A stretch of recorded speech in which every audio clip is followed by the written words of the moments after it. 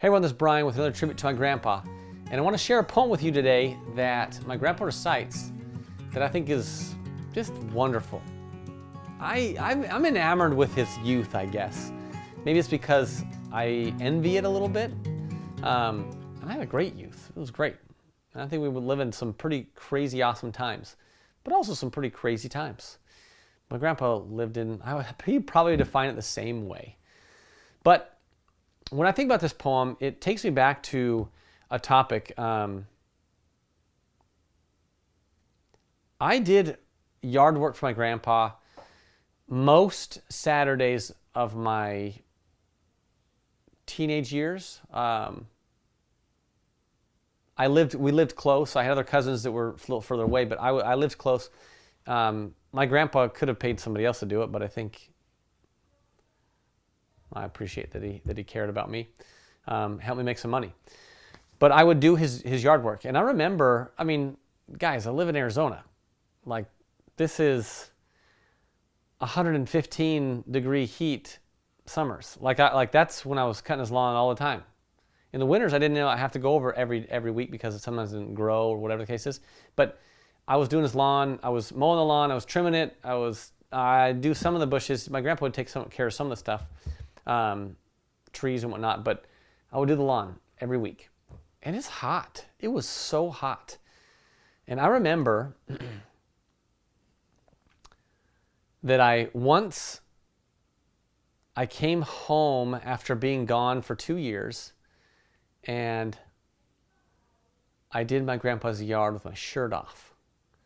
I'm a pale dude, let's just be honest. And I did I had done that before, but it had been a long time. I hadn't been out in the sun like that for a while. And so I did yard work for him, and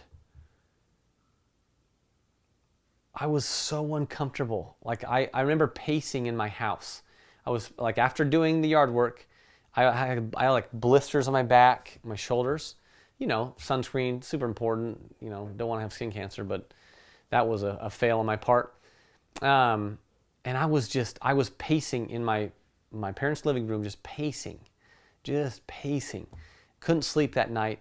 Water made it worse. Aloe vera made it worse. Anything, like it was just, I was just walking. I don't think that I slept that night. Maybe I did an hour. I was just uncomfortable.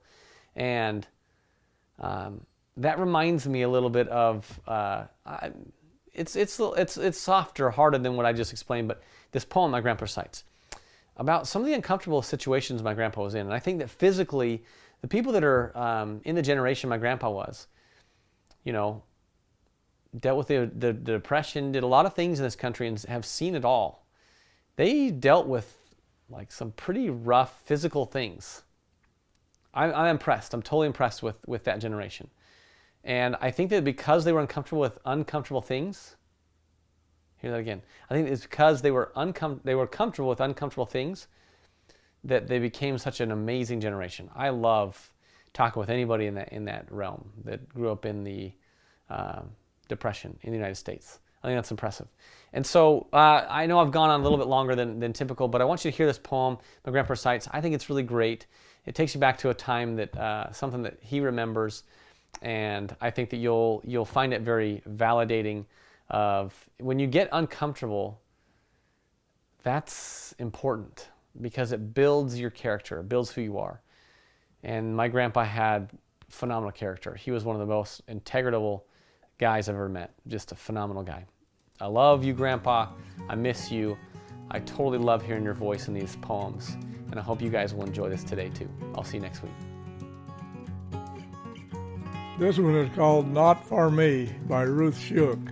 But I could have written it myself. It almost mirrors our lives when we were kids. When we were living those good old days, they didn't seem so good. We read by the light of a kerosene lamp and heated our homes with wood. We carried water up the hill to wash with, cook, and scrub. We took our baths behind the stove in a galvanized laundry tub.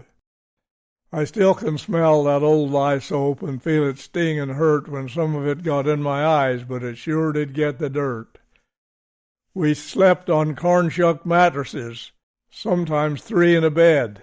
If you were late, you got the foot. The early ones took the head.